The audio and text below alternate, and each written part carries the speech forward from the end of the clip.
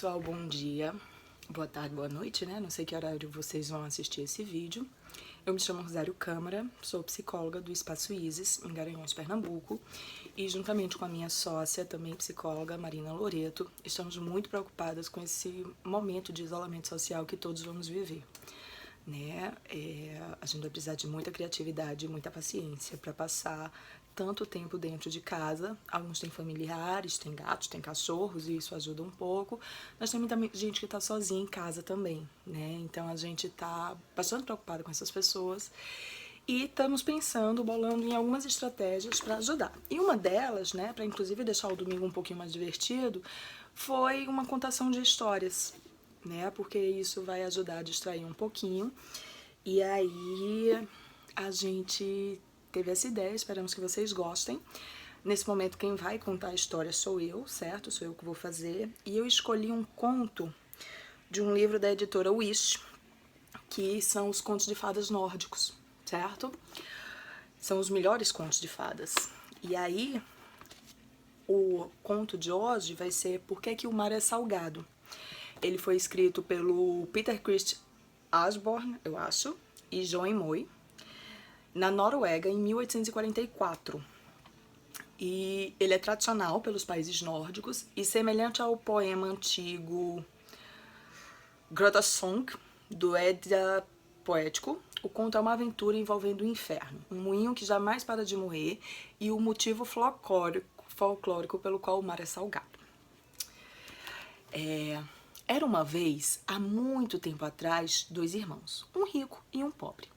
Numa véspera de Natal, o pobre não tinha sequer uma migalha na casa. Nem de carne, nem de pão. Por isso foi pedir ao irmão, pelo amor de Deus, alguma coisa para comer no Natal. Não era a primeira vez que o irmão era obrigado a ajudá-lo.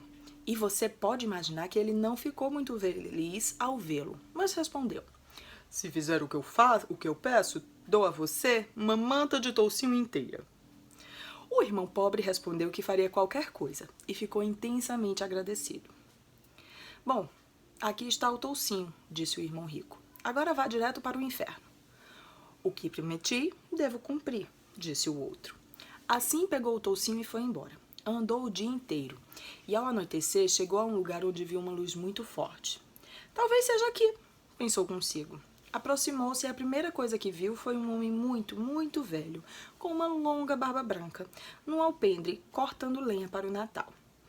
"Boa noite", disse o homem com o toucinho. "Para você também? Aonde vai tão tarde?", perguntou o velho. "Ah, estou indo para o inferno, se conseguir encontrar o caminho certo", respondeu o homem pobre. "Bom, então já acertou, pois é aqui mesmo", disse o velho. "Quando você entrar, todos vão querer comprar seu toicinho, pois a carne é escassa no inferno. Mas preste atenção, só venda se oferecerem um moinho de mão que está atrás da porta. Quando sair, vou ensiná-lo a usar o moinho, pois é bom para produzir quase tudo." Então, o homem com o toucinho agradeceu pelo bom conselho e bateu com força na porta do diabo. Quando entrou, foi exatamente como o velho havia dito. Todos os demônios, grandes e pequenos, o rodearam como formigas em torno de um doce, e uns tentaram superar as ofertas dos outros pelos tocinhos. "Ora", disse o homem, "minha esposa e eu pretendíamos comer este toucinho na ceia de Natal. Mas já que todos querem tanto ficar com ele, acho que devo cedê-lo. Porém, em troca, quero aquele moinho que está atrás da porta." A princípio, o diabo não quis saber dessa barganha. Negociou e pechinchou com o homem, mas este insistiu no que dizia. E por fim o diabo teve de entregar o moinho. Quando o homem voltou ao quintal, perguntou ao velho lenhador como deveria usar o moinho. Depois de aprender a usá-lo, agradeceu e foi para casa o mais rápido que pôde. Mas mesmo assim, o relógio deu as 12 badaladas do Natal antes que ele chegasse à porta. "Onde é que você esteve?", perguntou a esposa. "Fiquei aqui por horas e horas esperando e olhando sem nem mesmo um par de gravetos para fazer o fogo do mingau." "Ah", respondeu o homem, "não pude voltar antes, pois tive de ir a um lugar distante para buscar uma coisa e depois outra, mas você já vai ver." Então, colocou o moinho na mesa e lhe pediu que produzisse primeiro as luzes, depois uma toalha de mesa, depois carne, depois cerveja. e assim por diante até que tivessem tudo o que queriam para comer no Natal.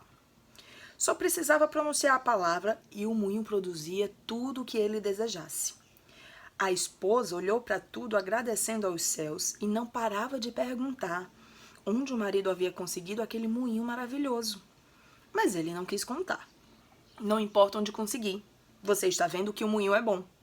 E a roda nunca para de girar. Isso basta. Então, produziu carne e bebida e guloseimas suficientes para durar até o dia de Reis.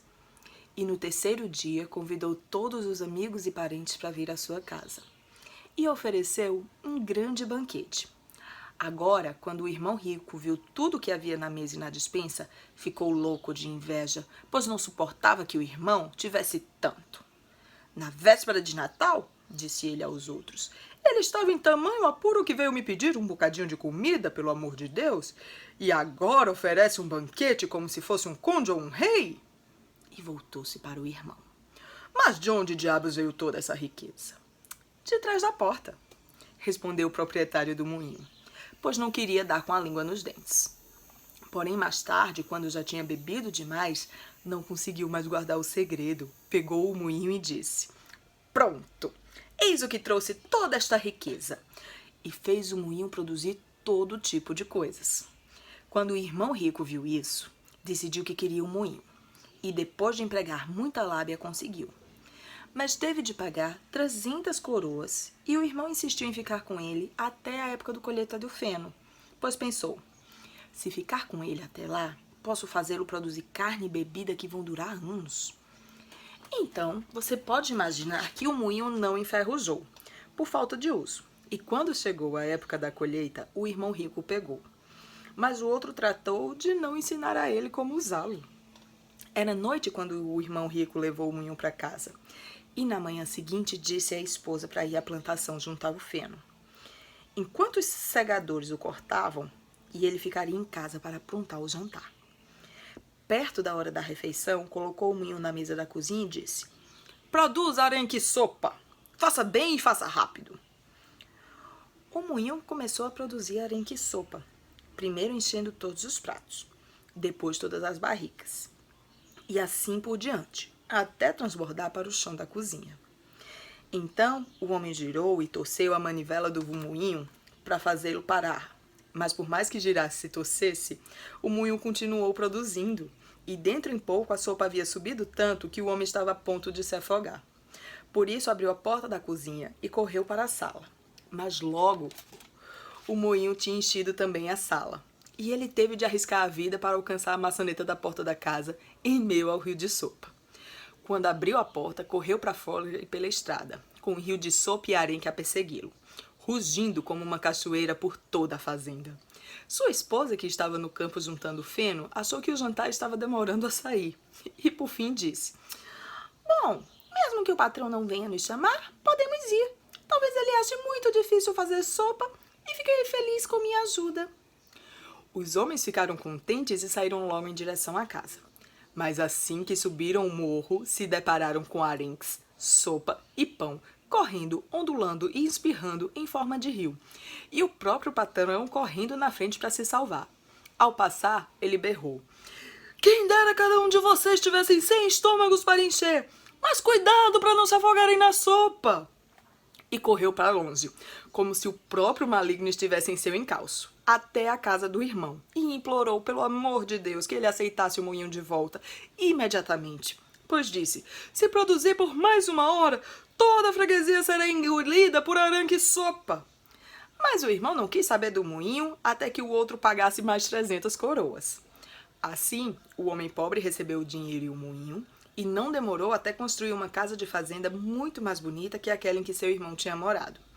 E com o moinho produziu tantas riquezas que a revestiu com folhas de ouro. Como a fazenda ficava à beira-mar, a casa dourada brilhava e cintilava para quem a visse do oceano. Todos os que navegavam por ali aportavam para ver o homem rico na casa dourada e para ver o moinho maravilhoso, cuja fama se espalhava por toda parte, até não haver ninguém que não tivesse ouvido falar dele. Um dia, chegou um capitão que queria ver o moinho, e a primeira coisa que perguntou foi se podia produzir sal. Produzir sal? Disse o proprietário. Imagino que sim, ele produz qualquer coisa.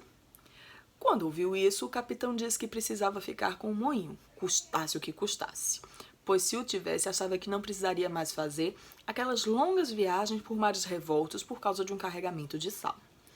Quando conseguiu colocar o moinho às costas, o capitão tratou de correr, pois receou que o homem mudasse de ideia. Assim, não teve tempo de perguntar como usar o moinho, mas embarcou no navio o mais rápido possível e zarpou. Quando já estava longe da costa, deixou o moinho no covés e disse: "Produza sal, faça bem e faça rápido." Ora, o moinho começou a produzir e o sal verteu como água. Quando o capitão já havia enchido o navio, quis deter o moinho, mas não importava para que lado virasse a manivela, nem quanto tentasse, não adiantou. O moinho continuou a trabalhar e a pilha de sal ficou mais alta e finalmente afundou o navio. Hoje, o moinho continua no fundo do mar. Agora mesmo está produzindo sal. E é por isso que o mar é salgado. Aqui no livro tem umas imagens. Vou mostrar para vocês, ó.